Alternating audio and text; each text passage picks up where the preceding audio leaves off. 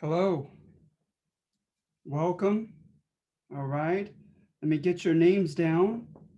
And as I'm doing such, are there any questions or comments?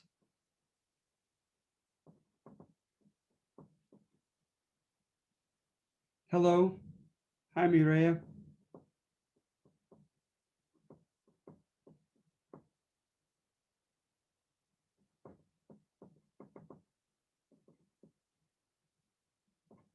All right, so today we're covering the second subject, okay?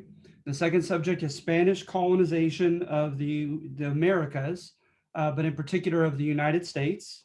All right, and there are at least two primary approaches in history in covering Spanish colonization, and I definitely chose one to emphasize more than the other. One of them is functional history, and that is as looking at history like a growing plant or organism, and you see how we got to where we are today, yesterday, right? So we look at Spanish contributions, right, to the United States, to the Americas, and just try to kind of amorally just look over how we have become the way we become today. And we'll do some of that. I have a little bit of that on the test. But because this class is formatted around argumentative assignments, I want you to critically think. I want you to be familiar with the historiographical debates that are going on the topics. I chose to emphasize the second type of historiography, and that is conflict history. In conflict history, remember, you look at winners and losers. You look at socially, who gets to dictate culture, right? Politically, who gets to run government and devise government. Thirdly, economically, who determines the economic system and how resources are allocated, etc. And oftentimes in conflict history, the winners are seen as villains. They want you to empathize with those who lost, right? So with the Spanish, English and Dutch Protestant historians and others, they quickly jumped onto the stories they heard of Spaniards looking for gold, of Spaniards butchering Native Americans and declaring holy war on them. And they very quickly depicted them in a very negative light, right?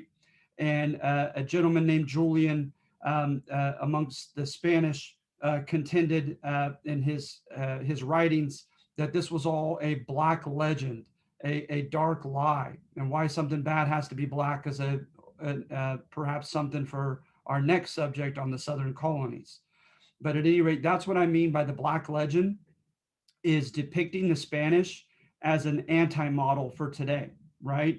So today, right, we are for egalitarianism, putting everyone on equal footing. We are for equality of opportunity economically, right? We're for tolerance and diversity and pluralism. And the Spanish, they look for evidence in the history books of the Spanish being anything but those things, right? Of them being very overly religiously zealous, right? Or even fanatical, um, being intolerant, establishing a very inequitable system, right? And inequitable, I mean unfair, imbalanced, right? To favor the few at the expense of the many, to have a very hierarchical system, anything but egalitarian and promoting equality of opportunity, all right? So keep that in mind when you look at this subject. That seems to be the undergirding theme of our argumentative assignment, is what's known as the Black Legend, okay? And so just to give you a little bit of historical context, let's see here. The Spanish, right? They come in and you have the famous, in the 1490s, you had 4 trips by Columbus, right? Cristobal Colon, as the Italian was known to the Spaniards, and hired by the Spanish crown, Ferdinand of Aragon and Isabella of Castile back in Spain, and joining their crowns in regions together, because Spain was just starting to unite. It was about 5 different provinces. And also private merchants who lent money to Columbus. And so when he went, he was primarily funded by the Spanish crowns. And so he went under the Spanish or Castilian flag of Isabella's.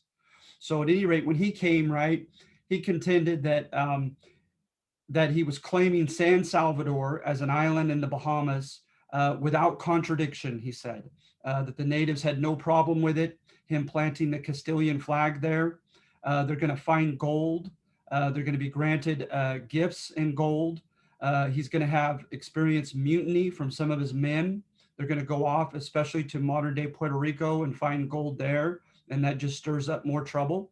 He has a very terrible letter in which he writes back to Ferdinand and writes and boasts about all the natural resources that the Caribbean possesses, and basically asks him, because he owes him if he wants to have another trip, owes him, and states, what would you like? And I'll offer it to you. And he even includes human beings, right? Some of the Arawaks, some of the Taino, some of the Carib indigenous people living, the Native Americans living in the Caribbean. And in fact, he goes on several times saying how timidos, right? How timid or timorous the inhabitants of the Caribbean are, and says that with a mere 50 soldiers, he could take over the entire region of islands where he landed. And so it sounds terrible, right? Um, then by a second trip, you notice that he has been ordered to convert to our Holy Catholic faith the Native Americans in the Caribbean and in the Americas. Remember, he supposedly thought he was landing in Indonesia, heading for Cipango or Japan in the Orient or the East or Asia. And so he calls them Indios, right? And the name kind of stuck of calling the Native Americans Indians. And so when he comes there, he's ordered to convert them to the Holy Catholic faith, and he's given granted power to become an hidalgo, an adelantado. Those are different titles, nobility titles. So he's socioeconomically rising within the Spanish crown by conquering or claiming these, quote, pagan lands. And Spain was not unique in doing that, I must say, at all. But the 50 men he left were slaughtered um, by, they believe, the Arawak, who they had just formed a military treaty with against the Caribs. And he felt betrayed. Never mind the fact that the primary sources indicate that the Spaniards were raping the Native American women and provoked the Arawak into attacking them. And so he wants the arrest of Chief or Cacique Cannibal. And this starts a war with the very tribe that he had just initially signed a peace and military alliance with. And so he's fighting them. He fights the Taino largely because of Puerto Rico and his men going illegally into Puerto Rico to try to mine gold and find gold. And they stirred up trouble there, according to the primary sources. And right off the bat, he had formed a military alliance against the Caribs. So it didn't take the Spaniards long at all. And they were fighting against all three major tribes of the Caribbean. All right. And then in 1519, as you probably know, Hernando or Hernan Cortez is going to get he initially gets the okay. The governor of modern day Cuba changed his mind at the last minute, according to the primary sources. And Cortez did not stick around for it to be told that he had no longer been granted permission to go forward as an adelantado and claim pagan land. And technically, it was more to be a commercial treaty with the mighty Mexica or Aztec. And so he takes off supposedly in the middle of the night with his men. They land on the coast of Mexico in 1519, and right off the bat, the Tabascans and other tribes attack them, and they had to fight quite often. The Tlaxcalans, the Tabascans, the Cholulans, and others. The Spaniards are going to fight before they even make it to the Aztec. So it's riddled with conflict, right? And then also in the 1540s, the Cabrillo is going to claim Upper or Alta California as opposed to Baja California 5 years prior, and claim the California coast for Spain. And then Coronado is looking for the seven cities of gold of Cibola, and to no avail, obviously. and he claims all the land in the Southwest that he traveled through with his entrada, or his entrance, formal entrance into this future U.S. territory. Hernando de Soto, about the same time, is going to go into the Southeast, up into, they think, present day Kentucky and Tennessee, and claim all the Mississippi Valley in the Southeast for Mother Spain. Again, De Soto, the primary sources, he's going to have mutiny from his own men. He's going to die mysteriously and his body put in the Mississippi River. And he's going to be known for extortion of Native Americans in a lot of conflict there. And then in Spanish Florida by the 1560s, they'd already tried under Ponce de Leon, they'd already tried under Pedro de Narvaez to claim Florida. And the Tallahassee, the Appalachee, and other tribes were pretty powerful, formidable. And a lot of the Spaniards were killed trying to do such. But by the 1560s, they're not only more successful against the Native Americans, but they're also more successful against the French Huguenot or Protestants who are trying to form Fort Caroline and a Protestant French society in Florida. Matter of fact, they're going to establish the oldest lasting permanent city founded by the Spanish in present U.S. territory in 1565, and that is St. Augustine, Florida. All right. And then also, what I should have put in here is that by the 1590s, they're going to go into Don Juan de Oñate, and the Spanish are going to go into New Mexico, and they're going to claim New Mexico. And matter of fact, in New Mexico, if you're interested, there's a book called When Jesus Came, the Corn Mothers Went Away, with the Navajo and the Pueblo tribes there. And it is definitely uh, conflict history.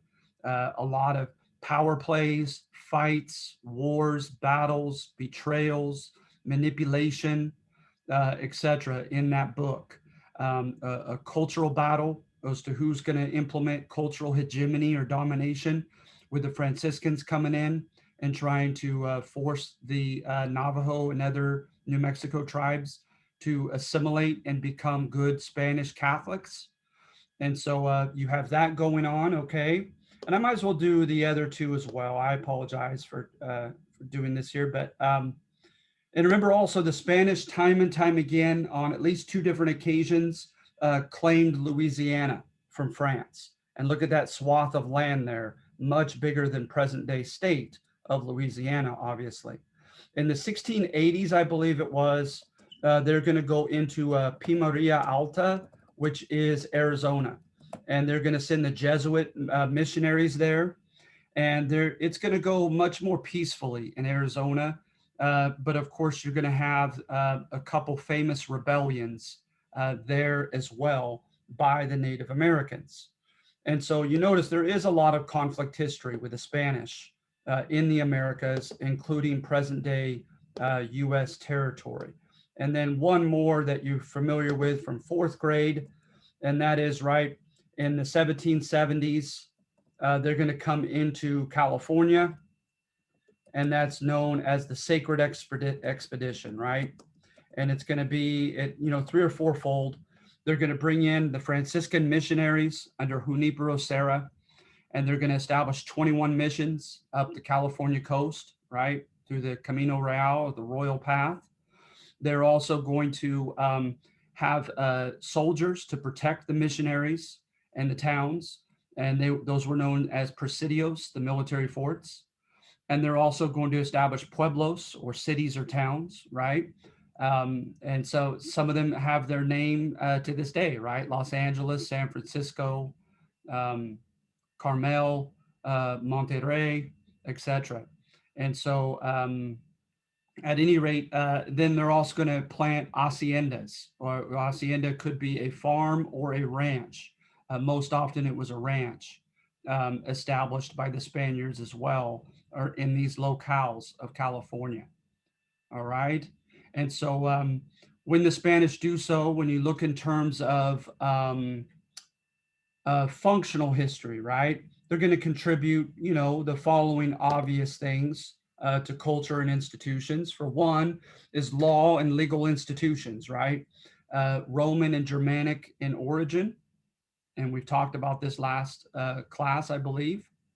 But the Siete Leyes, the seven laws of Castile, were implemented over the Americas, and they had something known as the Council of the Indies. And the Council of the Indies were about five handpicked men who would write laws for the Americas, and they had to be in line with the seven laws of Spain, of Castile, but they were to, of course, be, a little bit flexible with the unique conditions found in the Americas. And so the Spanish brought legal institutions that we still, to this day, right through England and Spain, with common law, through jurisprudence, if you were to go through law school, etc., much of it has survived, right? This Roman and Germanic origin law foundation. And then, of course, they're going to bring Catholic Christianity and everything that comes along with that. So to this day, right, some aspects of Hispanic culture, the holidays, the different rites that people go through, right, like the rights of marriage, of course, etc. The Spanish were practicing that many Hispanics practice to this day. The Spaniards were practicing here in the Southwest and in California in the 16 and 1700s. All right. And not to mention like literature, poetry, some of the great writers back in Spain and so forth. They brought back, those influences, and they were read in newspapers in New Mexico, in Santa Fe, Texas, and in California. Things I remember from class, like dichos or sayings, right? Uh, the what is it? El gato llorón no caza ratón, or something like that, right? Like the crying cat doesn't catch the rat. Different sayings that supposedly have survived to this day. The stories, legends like La Llorona and the Duendes and so forth. A lot of it has survived for over 400 years in Hispanic culture. So they've retained that very well. And then with technology, right, they brought, arguably the iron and steel ages here. They brought, not only metallurgy, but also gunpowder.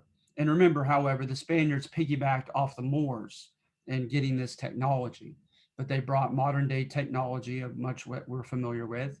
The layouts of cities, right? Oftentimes we do the grid after English pattern, and the Spaniards were more circle oriented, like the spokes of a wheel.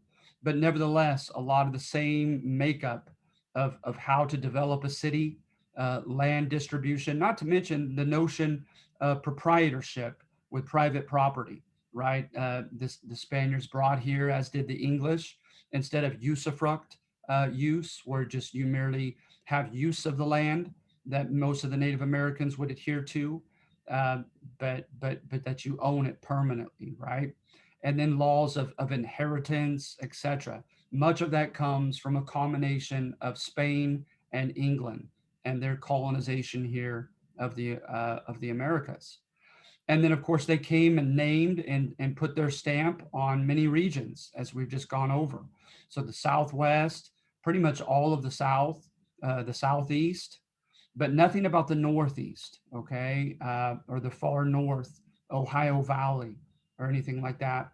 And so keep that in mind, because I have a question on test one about that, about just a simple question as far as what regions were claimed by the Spaniards.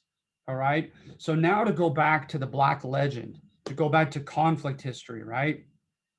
If you would. So there are the viceroyalties that were founded by Spain here in the New World. So notice California was technically Nueva España, and their viceroyalty capital was all the way down in Mexico City. So we were known up here in present U.S. territory as the frontier, La Frontera. All right, and there are going to be issues with trying to implement their laws so far away with such poor infrastructure, with roads, etc. and telecommunications. So at any rate, support for the Black legend. You look for evidence of the Spanish being excessively religiously fanatic. You look for evidence for exploitation and brutality. You look for the Spanish Americas being depicted as inequitable. Those would all support the Black legend, right? What the Spaniards contend is a Black lie. Then revising the Black legend, giving the Spanish their due, right? For one, you might argue that you need to consider the historical context, that oftentimes in the Black legend, they just simply take things out of context. And when you learn all of the surrounding circumstances, it might bring a little bit of new light to the situation as far as playing that blame game, right? And prelapsarian innocence image of natives as incorrect and condescending. So with this one, right, is that Las Casas, a guy named Bartolome de las Casas, he is going to help establish the Black legend. We're going to get to him in just a moment, and claiming that the indigenous natives were ovejas mansas, were meek sheep, and the Spaniards came in as wolves, as tigers, looking for whom they could devour. And is that perhaps a very, exaggerated, fanciful stigma that doesn't really fit neatly with the actual history? And then some fluidity and accountability in Spanish America. You need to know that for test one, that in defense of the Spanish, they did have a system whereby you could advance socially and economically and politically up the pyramid. And they did have a system of accountability that you arguably couldn't find in English America. All right, so we're going to get to that. Let's see here. So we talked about organic history or functional history of Spanish America, like how they've contributed to the way things are today. Geographical claims, we've already covered that, by the Spaniards into present U.S. territory. Okay. And then support for and data challenging the Black legend. Okay. Do they provide us with a convenient anti-model today? In not demonstrating and failing to demonstrate egalitarianism, tolerance, equality of opportunity, etc. All right. So Bartolome de las Casas, this guy supposedly had an epiphany in which he had an encomienda. He and his father were hired as scribes. They were educated men, and they were to keep a tally of everything. They wrote a diary of everything that they observed, etc., and experienced, and from the time of Columbus. And they tried to, he supposedly had an epiphany whereby he sat under a priest, and I believe it was a present-day Dominican Republic, and the island of Hispaniola, claimed by the Spanish, in which Montesinos told his flock that the way they were treating the Native Americans constituted a moral, deep sin, a major sin, and that if they did not repent, that they could not partake of the Eucharist, of communion, and their very salvation could be imperiled through the church hierarchy. And so he himself lets go of his encomienda. And encomienda was title to the forced labor of the indigenous people in your area that you had either conquered or claimed going forward as pagan land. And so at any rate, he gave that up. He became a Dominican, oh gosh, I should remember this, friar or priest. And he's going to write a history known as A Brief Relation of the Destruction of the Indies. Okay. And in doing so, he's not going to stop there. He's going to go to Spain, and he's going to try to entertain the king himself. And by his time, Ferdinand and Isabella have passed, and it's going to lie on Charles I, Carlos I of Spain, or Charles V, the Holy Roman Emperor, same person. And he is going to get Charles V to implement the new laws that are going to put an end to the encomienda system, and they're going to demand that Native Americans cannot be enslaved and forced to work for nothing without recompense. And so at any rate, he was very proud of that. So he's known as the defender of the natives, right? And in his history book, he contends that his own people, the Spaniards, were the awful ones. And of course, Protestant, Dutch, and English, and other historians and writers and chroniclers are going to take advantage of his book and bash the Spaniards, right? So look what he has here. All right, if you'll indulge me here a little bit as far as my my disintegrating Spanish from my years in school long ago. So in the year 1518, the Spaniards went to rob and kill those who called themselves Christians, right? And then thus has overflowed and has arrived the has overflowed their iniquity to its limit, their iniquity, their injustice. So hence, what God is willing to tolerate. It's a biblical reference, right? Like in the Old Testament, where God says, like, your cup is overflowing to my wrath, your cup of iniquity, and that as soon as metaphorically all the evil that you do overflows your cup, you'll drink the cup of my wrath. God says in the Old Testament many times. So at any rate, thus has overflown their cup of iniquity, all the violence and tyranny of those Christians that they have wreaked in the Indies, in the Americas, right? Because of it, from everything, they've lost all fear of God. So that's the notion, right? Is that under Columbus, under Cortez, you have evidence of the men, kind of feeling as if there was no longer accountability once they got to the Americas. And you got to remember also the blank check that they were given, and that many second sons and younger sons of hidalgos back in Spain, especially in Castile and Aragon, were taken advantage of. And that was, if you came and conquered or claimed pagan land, you would be granted hidalgo status. You could be granted an encomienda. You could be granted the title even of an adelantado, of like a governor, a provisional governor, should you go forward and claim these lands. And so many of them, right, happen to be sons of men who had earned hidalgo status by fighting the Reconquista, the reconquest of southern Spain against the Muslim Moors. Because remember, Ibn al-Tariq in 711 AD, with a Moorish army of North Africa, took over Cordoba, what was it? Cordoba and what was the other major southern city? Not Seville, Granada. And they established a caliphate, a Muslim caliphate, and they called it Al-Andalus, or Andalusia, in southern Spain in 711. So from 711 to 1492, there oscillated times of peaceful coexistence, fighting and exploitation, and people rising up against the Muslim Moors and even declaring holy war, sometimes even with the sanction of the Roman Catholic Church, to kick the Muslim Moors out of Spain. So they finished this in 1492, the very year that they went to the Americas. And they would say oftentimes, Santiago con nosotros, St. James with us, as they would go into battle. They said the same thing against the Aztec. They said the same thing against the Navajo, oftentimes the Spanish soldiers as they would fight. So did they carry that holy war ethos with them from Spain and carry it over in an intolerant fashion to the New World? All right, some would say so. So at any rate, lots of stuff going on. De Ovando, right? And Nicolas de Ovando in 1502, the Spanish established a very hierarchical administration in which they're going to establish a strict hierarchy of offices that we're going to get to very soon, and not very democratic structure.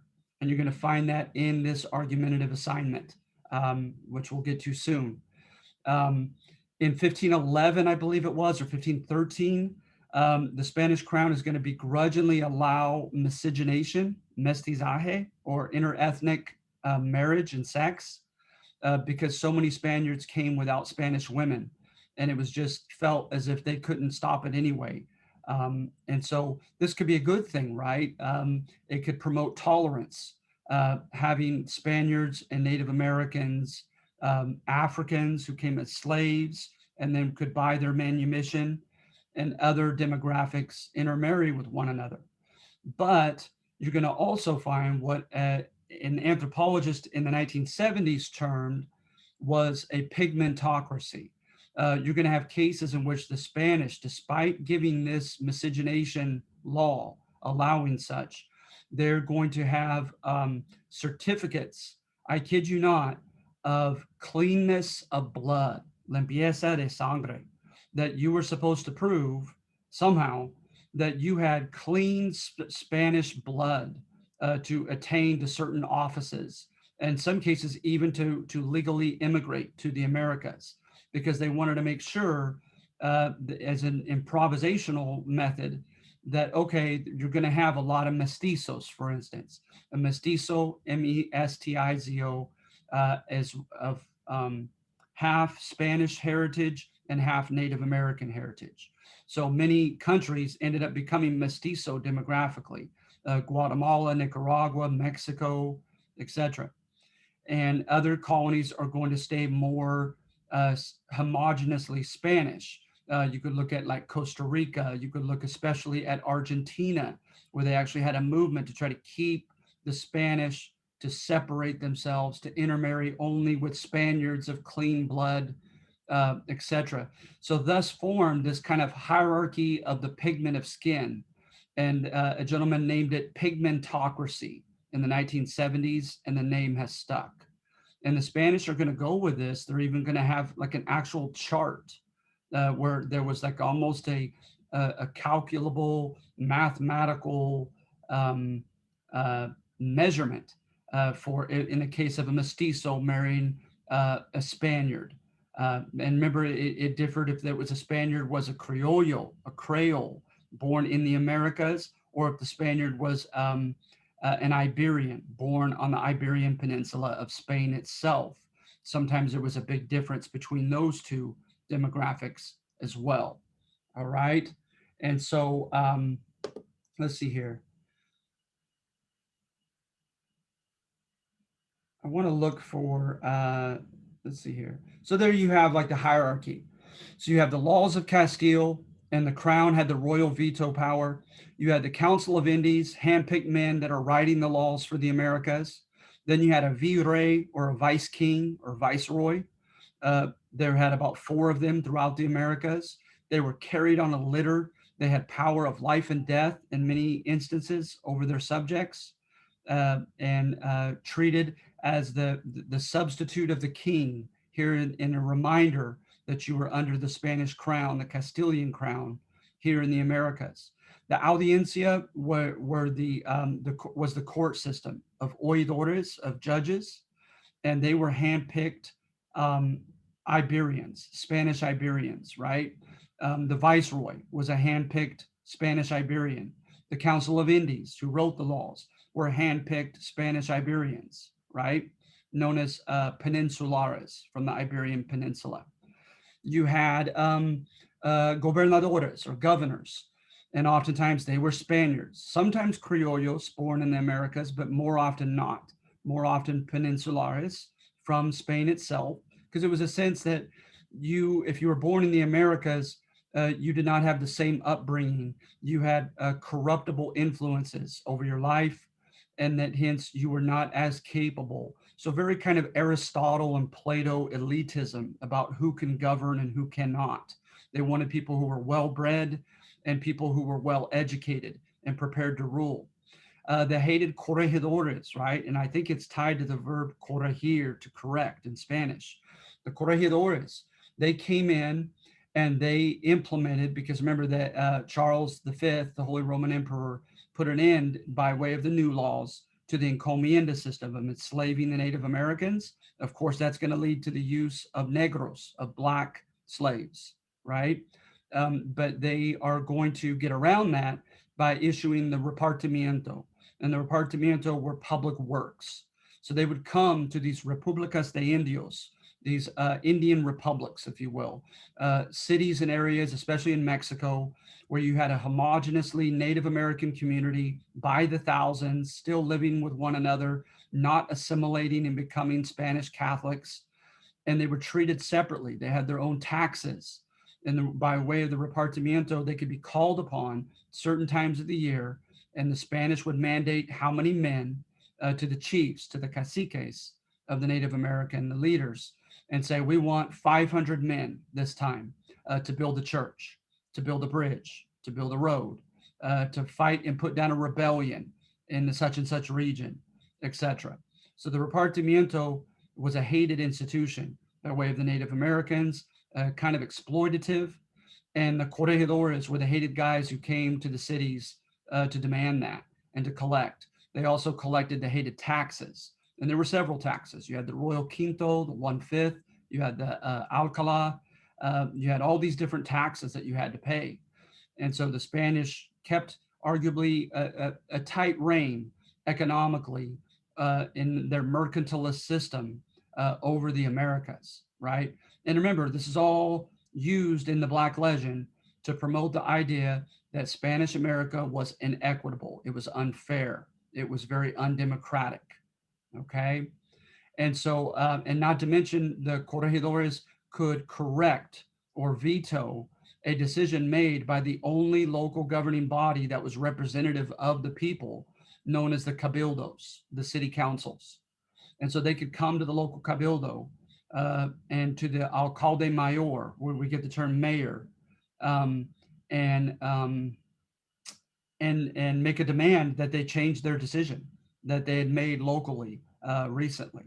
So the corregidores, literally in Upper California, there was at least one case in the pueblo of San Jose, whereby the cabildo got enough anger over some decisions, vetoing their decisions by a corregidor, that the town ran the corregidor out and basically threatened his life. And so their ability to lay hold over some of these areas, besides on paper, was sometimes different, right? They didn't always have such a strong grasp of power and domination as looks here on paper. Another case of that were the new laws, right? The new laws put an end to the encomienda system. In South America, the viceroy went to battle with some of the Spaniards who refused to give up their encomiendas, and he lost and was killed. And so, like I said, they didn't always, from region to region, from instance to instance, have this much power over all the regions. The hated Araucanians in Chile were a fearsome tribe that arguably the Spanish, they put on paper that was under their jurisdiction of a viceroyalty, but they never really conquered them. Okay, then you had the Casa de Contratación, or the House of Trade, and the consulados were the monopolies. And so the House of Trade would dictate who could, and the argument is, right, is they would decide the big stuff, the big money makers. So slavery, who could trade in slaves, sugar, cocoa, coffee, the big money makers, tobacco. They would decide who could have the formal papers to trade at certain ports, certain times of the year. And the Spanish tried a convoy system to protect those shipments across the Atlantic or into the Caribbean from the Americas, etc., because of piracy by Dutch, French, and English pirates that were being funded and okayed by their crowns, like, for instance, Elizabeth, Queen Elizabeth of England. And so, at any rate, yeah, you have that, and then I already mentioned the city councils. So, are there any questions as I get into the assignment itself? Any comments or questions?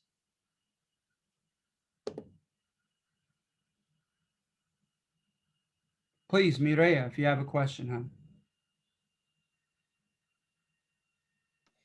huh? No, I don't have a question. There was a question on the chat though. Yeah. Somebody asked, I think Jackie, she said, will these slides be posted on Canvas? Sure, I'd be happy to. Absolutely. Yeah, I'll make a note for myself right now.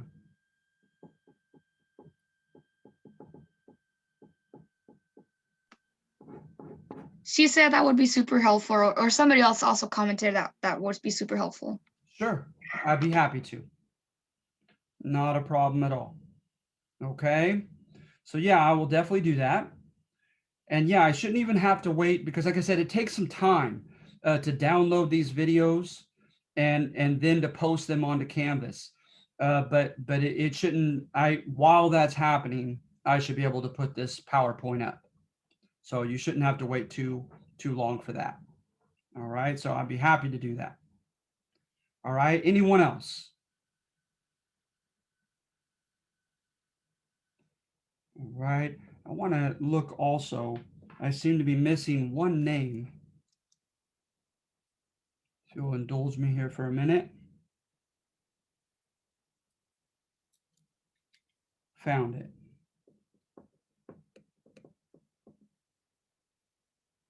All right. Okay, so let's go ahead and share the page with the assignment and take a look at what we're dealing with here. Okay. So let's see. Number one. Okay, please note when I put number one together, I had a grin on my face. Okay, because this is not necessarily what I believe. Okay, I just thought it was a thought-provoking thesis. Sometimes I like to get kind of controversial for that very reason, just to provoke critical thinking. Number one is saying, poor little Columbus. This guy was mired in poverty. His father had been mired in poverty, and the opportunities for advancement back in his Italian city state of Genoa were very limited.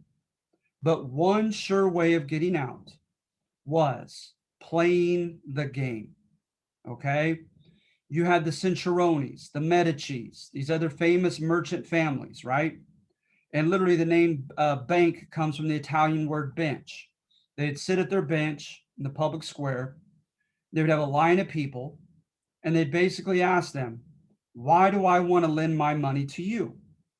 And what Columbus found out by trial and error and observation and experience was that the best, most successful answer was to, in amoral fashion, tell them, whatever you'd like me to do with it, sir. So hence, if they told you, I want you to go to Elmina, I want you to go to the Portuguese Congo and pick up 200 African slaves, then you didn't question what you were told. You said, yes, sir, I'll have it done. Because you're not in a position, you don't have the capital to raise a private army.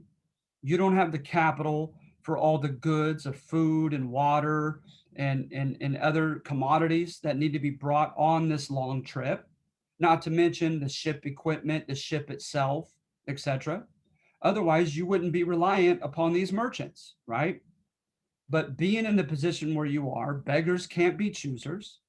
And so you learn to become amoral, to put morality aside and do whatever needs to be done to extricate yourself and your family from poverty. So, hence, that's exactly what Columbus did. When he was told to get slaves from Africa, he did. When he was told to go into Chios and these other islands and try to militarily take them over and get as much coffee as he could, he did. And he almost lost his life doing it. But he was hence doing what he had to do. So hence that awful primary source letter he has to King Ferdinand, telling him, Ferdinand, these natives are timid. We could take them over if you want. If you want slaves, tell me how many. What commodities do you want? I'll get them. Just tell me what you want. I'll bring it back to you. Right? That you have to consider that context, that he was in a beggar's position trying to get out of poverty. And that when those men lent him money, they expected a profit, right? Margin added to their investment. And so he had to do what he had to do. So hence he traded in slaves. He conquered foreign lands. He took in prisoners of war and had them sold as slaves. In some cases, he declared war and fought and killed in battle. But that he had to do what he had to do to get himself and his family out of poverty. So do you see why I kind of had a grin on my face as I put this one together? By all means, disagree with it. Okay. But I had read that in a book, and I thought it was rather thought provocative. It was called Toward the Setting Sun by David Boyle. Okay. And by the way, some sources to look to, if you're conversant in Spanish, there is a Hispanic literature book edited by David Foster. It's all in Spanish, but a lot of primary source quotes from Las Casas, from Castillo, from Columbus, just right straight from the first source as written in the Old Spanish. Very, very intriguing. Empire, How Spain Became a World Power by Henry Kamen, Kamen, is a good source. Arguably my favorite is J.H. Eliot. J.H. Eliot in this book, Empires of the Atlantic World, he does a comparison and contrast between Spanish America and English America and kind of their modus operandi, how they went about things, colonizing. Very, very intriguing. I mentioned in New Mexico, when Jesus came, the Corn Mothers went away. Very fascinating conflict history book. It's anything but boring. Lots of battles, fighting, violence, power plays, betrayals, etc. Also, The Elusive Eden is a good California history book that has a lot on Spanish colonization of California. And it's pretty interesting. The Elusive Eden. All right. So then number 2, the title says everything here, right? Is I put one together as stating, yes, of course, by today's standards, the Spaniards were ethnocentrically intolerant. And remember, ethnocentric, you put your own worldview, your own culture as the center of the universe, as the only viable worldview that there is, and you judge other people and perceive of them, judge them, etc., evaluate them by that one single standard. So hence, right, they were looking through the prism of early modern Spanish Catholics. Now, by today's standards, that's not good. By today's standards, right, that's going to lead them to judging, especially religiously, the Native Americans as pagan, as unknowingly following the devil, as in need of change and assimilating to becoming good Spanish Catholics, right? But the point is yes, by today's standards, it's not tolerant, it's not fair, but it's all they knew back then. And hence, it's unfair to judge them by today's standards because they were early modern Spanish Catholics doing what they felt was right in the 1500s, in the 1600s. So then I try to illustrate and try to get you to enter the mind and the worldview of a Spanish Catholic in the early modern era. And everything was about the Bible and about church and the exclusive claims of Christianity. So again, I think of Sahagún, Sahagún. Bernardino de Sahagún was a defender of Native Americans, kind of like Las Casas, as far as their rights, okay? As far as their political rights, as far as protecting them from economic exploitation, right? He defended them. He even defended them as far as preserving their heritage. He had their famous codices, their famous books that they'd written in their Mexica language. He had them translated to Spanish so that future generations could know their history, their culture, etc. And so, by the way, you look up codices, you can go to the local Stanislaus State Library and other places, and it is fascinating. Most of the codices were named after the Spanish viceroy who paid money to have them formed. So the famous ones are like Codex Mendoza. Very, very fascinating books. on Aztec culture and history. So he was largely responsible for that. But he has a famous case, right, whereby the Native Americans of Mexico were crying as they were marching their children to a ritualistic death, whereby the kids would have their hearts cut out and offered to the rain god. And at the end, he says, La culpa, the blame, should not be imputed upon these poor Native Americans who, with every fiber of their being, believe that they're doing what must be done to bring rain to their land. But the blame should be laid on our ancient enemy, Satan, who has blinded them into thinking they must commit such an infernal deed.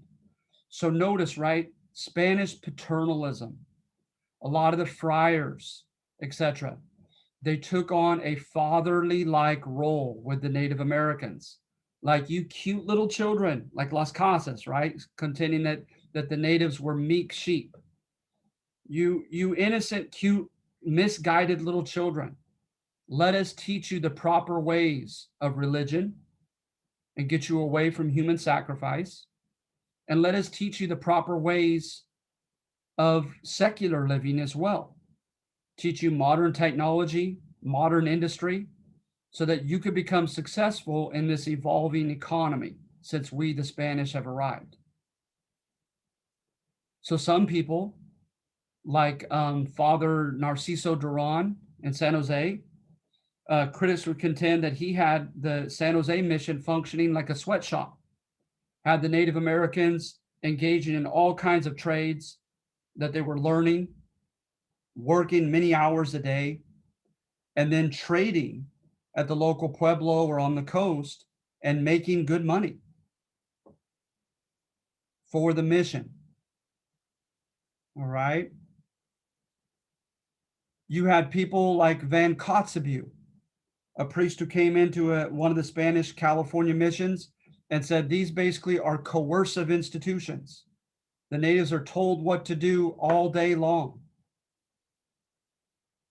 And it's basically a coercive institution. And he says, I see them getting corporal or bodily punishment as well. When the natives ran away from the missions, Vallejo and the army were supposed to go and catch them and bring them back to the missions. Because the idea is their souls, their salvation would likely be lost when they left the mission, because going back to their old community and their pagan kin, they would revert to their paganism and their soul would be lost and they would go to hell. And that would be on the heads of the Franciscan friars.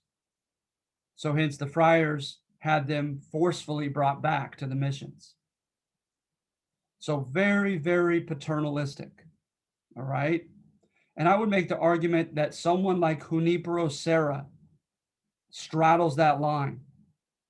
Okay. Junipero Serra, remember, is the famous father of the California missions. It wasn't that long ago when Pope Francis made a saint of him. And there were Native Americans and other protesters at that gathering in Carmel who protested it and said that Junipero Serra was guilty of cultural genocide, forcing the Native Americans to kill their own culture. But you look at the hagiographies, on the other hand, and a hagiography is a biography of someone that you're trying to promote to sainthood.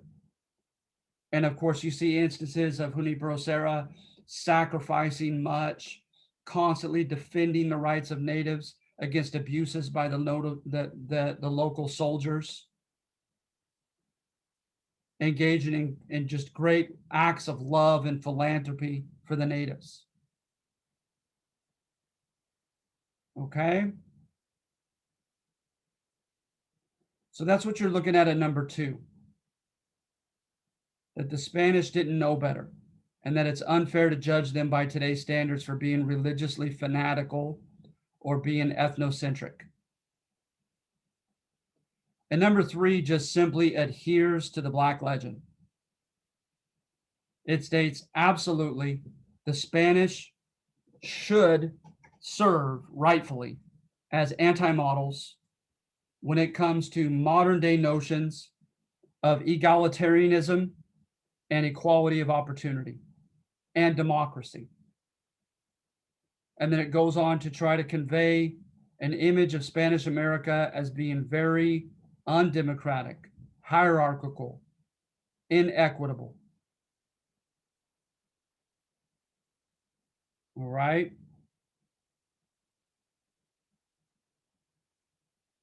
So remember the pigmentocracy, remember the hierarchy, remember the brief encomienda and then the repartimiento.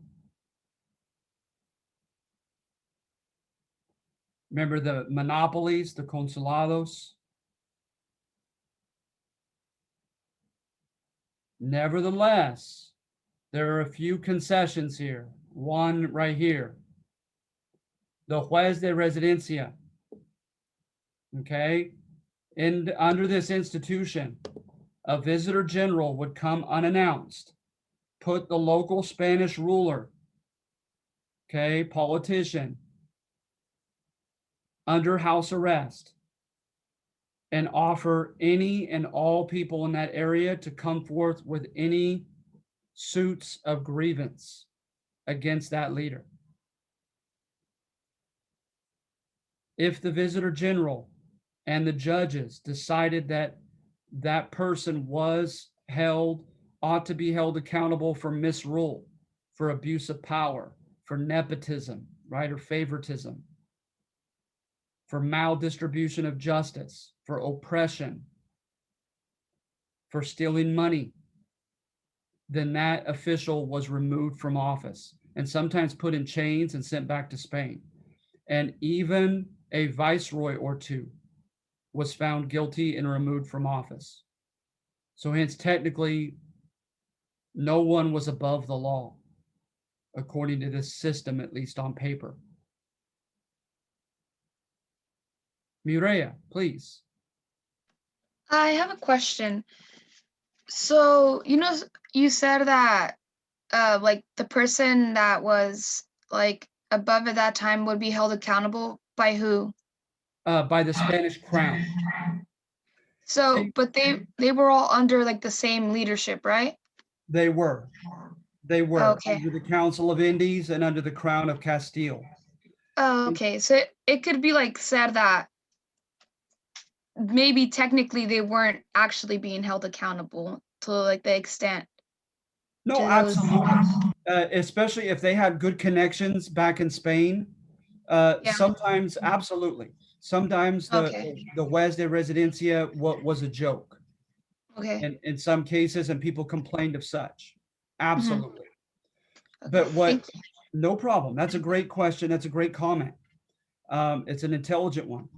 What J.H. Eliot contends in his books is he contends that two factors tend to do at least promise a limited degree of justice. Is one, is rebellions and wars were expensive in resources. So it was better to get rid of a bad ruler than to wait for that region to come up in rebellion. Okay. So sometimes when a local region was becoming volatile, it was the most prudent thing to do is to let one guy take the fall and remove him. Secondly, is jealousy of power, right? Jealousy, fear of losing something that you have, right? The Spanish crown showed insecurity, so did the English, of being 3,000 miles across the Atlantic Ocean and did not want, at first, the conquistadores and then the royal officials to think that they could become above the law themselves just because they were safely 3,000 miles away from Spain in Madrid. So sometimes there were fears of someone growing with too much power, and they had the selfish incentive to want to remove that person. So I think of New Mexico. If it were me, right, I subjectively, if someone were to say, okay, Derek, as my student, I want you to adhere to the Black legend, right, and depict the Spanish in awful fashion, And I want you to do it within US territory, not Mexico or somewhere else in South America. I subjectively would probably choose New Mexico because there's just a lot of conflict, a lot of power plays, a lot of drama, a lot of bloodshed. And so the gentleman there, Don Juan de Oñate, he was given positions out to his favorites. He declared holy war on the Navajo as soon as he got there. It was called the requerimiento. In the requerimiento, or the requirement, they would issue a statement on the Nicene Creed of the Catholic Church and grant you 24 hours to accept the holy faith in the Catholic Church and be baptized therein, or else face holy war. And Oñate did that. He abused that institution and that practice. So he also was taking from the tax revenue and spending it on his own family and on himself. So hence the Spanish said, this guy's he's causing us more trouble than good in colonizing New Mexico. So they had a juez de residencia and they had him removed. But you're absolutely right. There had to have been cases in which they were just going through the motions with this system because someone was well connected and hence well protected with the Spanish crown, for sure. That just sadly happens. Yes, Mireya. And even like in the situation in New Mexico, how you were saying, they were probably doing it mostly to save themselves as well from Yes. any more conflict or a worse situation, because he wasn't doing anything for them. He was just That's in their right. way. No, absolutely. Absolutely. And like I said, J.H. Elliott would state that as a big historian on this topic. And matter of fact, you look ahead and you look up Pope's Rebellion, Pope. Pope's Rebellion was in 1680. They crucified a priest in the cathedral of Santa Fe, New Mexico. And they either killed or chased out virtually every Spaniard that was living in Santa Fe, New Mexico. And they kept the Spanish out of Santa Fe area for about 16 years until the Spanish could raise a big enough of an army to come and take it back over. So absolutely, rebellions were costly in multiple ways. And if you knew your local leader was going to likely cause your, in danger, absolutely. Ajmal, please. Oh, hi, Professor. I Hi. have a question, Professor. Professor, you know what? I'm going to work. Can I leave early, please? Yes, you may. Yes, absolutely. I appreciate you letting me know. And Thank you so much, others Professor. of you, okay, is note, I really appreciate that.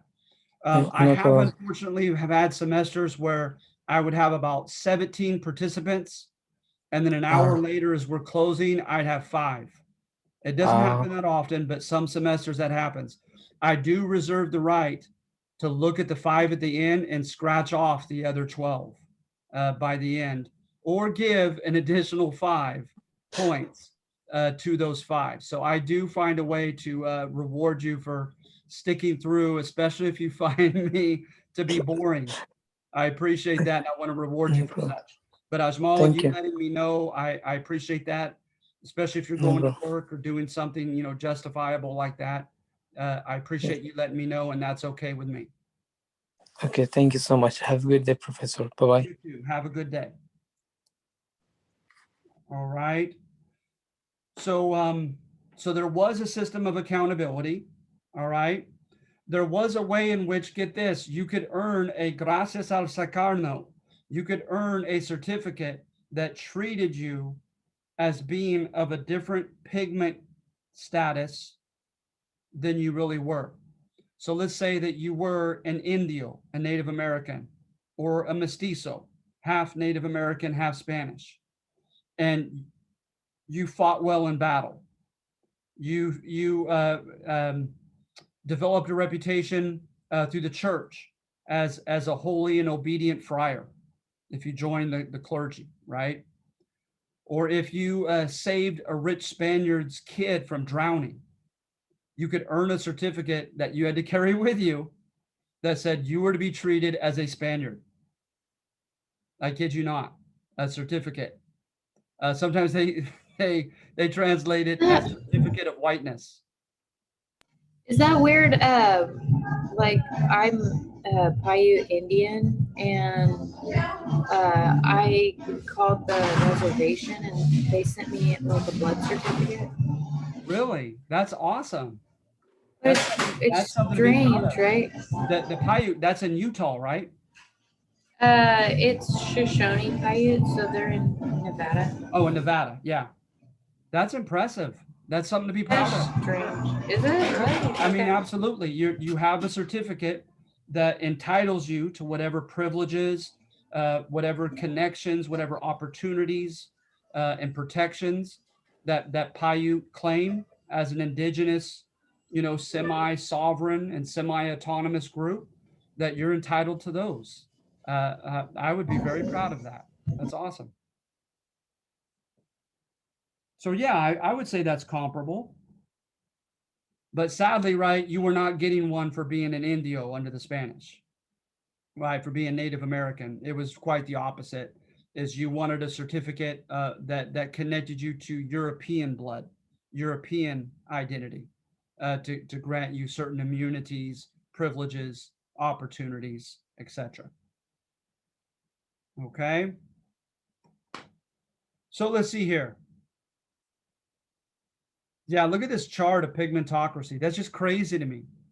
So if this pigmented group, right? So you have a Spaniard, oh gosh, I can't read that, and an India.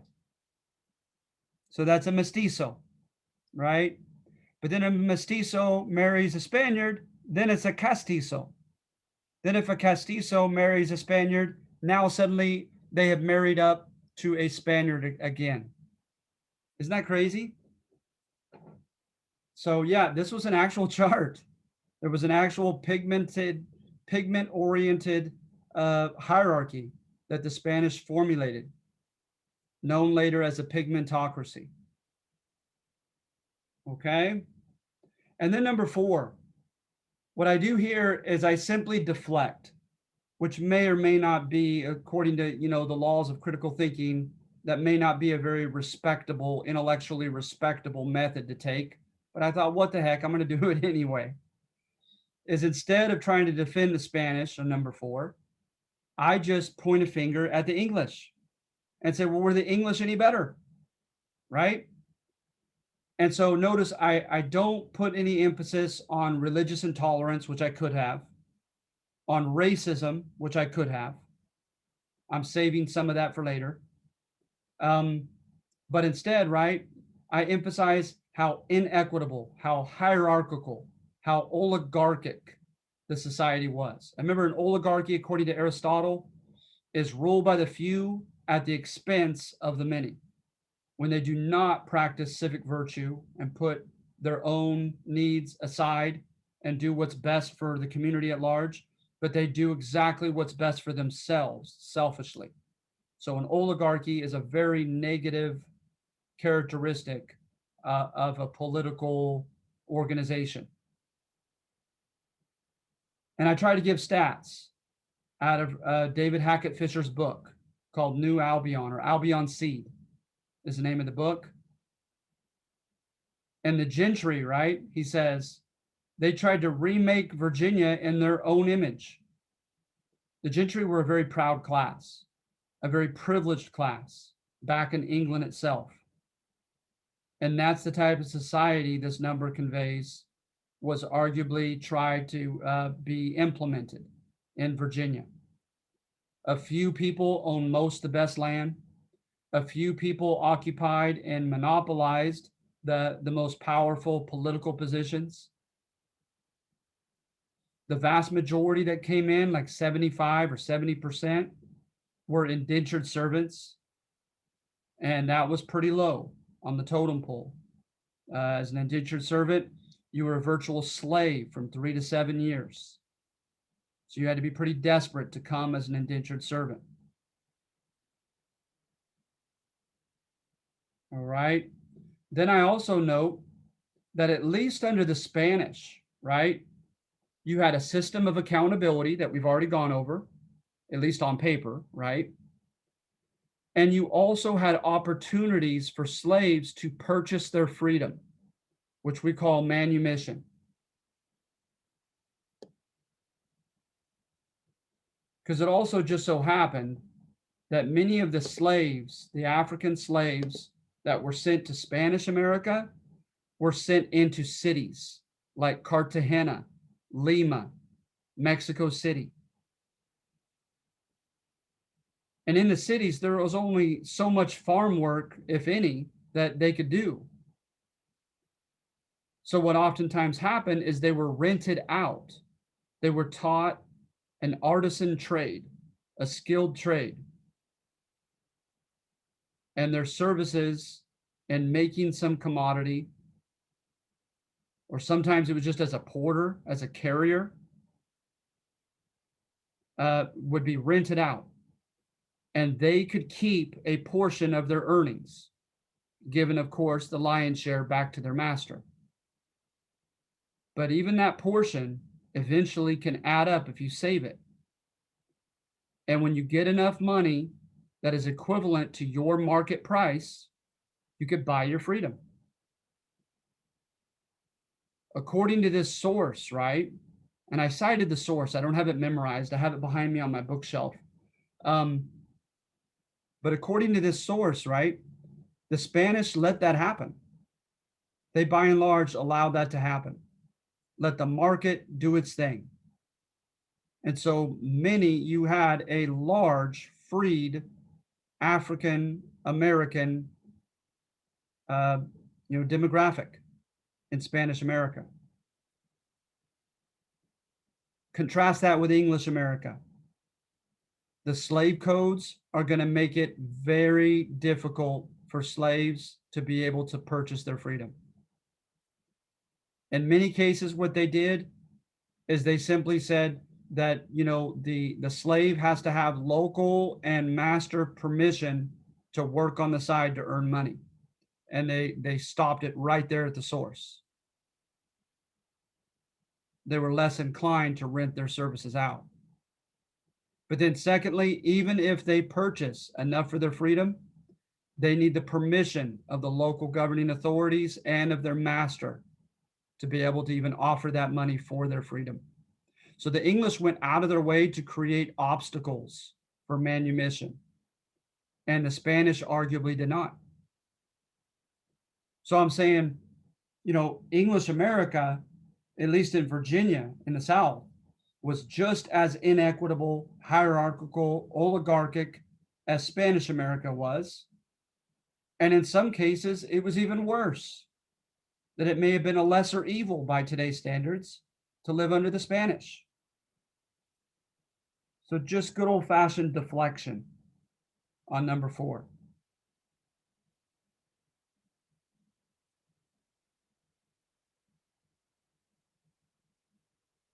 All right, so I finished this. Are there any questions? Any questions from anyone or any comments?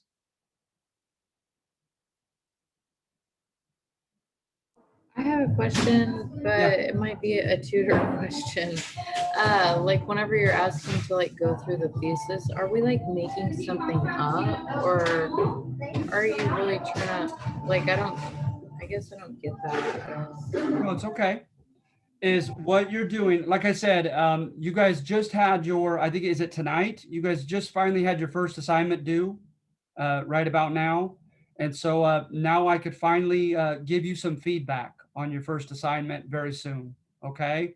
But oftentimes when I read through the first assignments, I find that you're doing better than you know. Okay. It's really all I'm looking at is, okay, did she discern the thesis pretty well? Because I obviously know what slanted argument I was trying to convey, however poorly. Did the student pretty much, insightfully discern what that was? And maybe give me one example of supporting data that I use to support that claim. And then secondly, I just want you to intelligently defend why you think it was or was not credible or fair as a statement. And I don't care. Like I said, in some of these cases, like with number one, I almost expect you to disagree. You'll never be graded on whether you agree or disagree with my section. But just give me an intelligent little rationale, however short, as to why you find it credible or not. So if you do those two things, Thank you. no problem. If you do those two things, you're great. You should get a good grade. You've earned it. So yeah, don't look too much into these, okay? Especially when you get my feedback, it'll give you reassurance, like, okay, you know, and you'll find this to be a piece of cake as we continue to do these types of assignments throughout the semester. All right, so anyone else? All right, can I get a thumbs up? Did you guys feel like this was even halfway worthwhile? Was I helpful at all with this assignment? You guys feeling Yeah, okay? yeah, it's very helpful. Good, Totally. good. That makes me happy. No one wants to, right, like mow a lawn and you don't see the grass cut one bit. I want to see results. So that makes me happy. If I'm of any help, thank you. That drives me. That's my fuel. Okay.